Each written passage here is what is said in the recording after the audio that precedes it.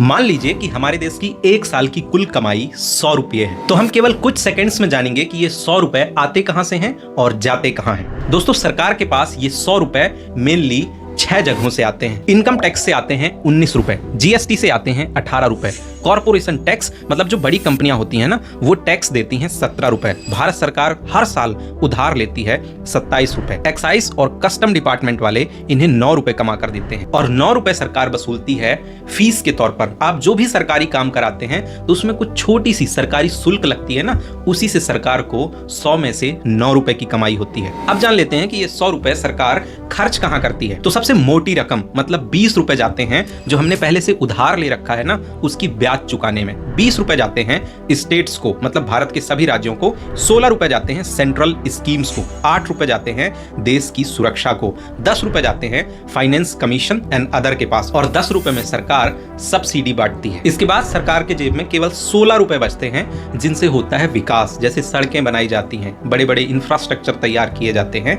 ये सारे काम बचे हुए 16 रुपए में होते हैं। दुख की बात तो ये है कि जो सरकार को कमाई होती है उनमें से सबसे बड़ा हिस्सा 27 रुपए सरकार लोन लेती है और जो खर्च होता है उसमें से 20 रुपए सरकार उसी लोन का ब्याज चुकाती है। एक और दुख की बात, देश के जो सबसे जरूरी मुद्दे होते हैं ना, हेल्थ एंड एजुकेशन, उसमें बजट एलोकेशन इतना कम है कि मुझे बताते हुए अच्छा नहीं लग रहा था, इसलिए मैंने कमेंट में पिन कर दिया है। आप जाकर तुरंत देखिए और ऐसे और वीडियोस के लिए सब्सक्राइब कर लीजिए।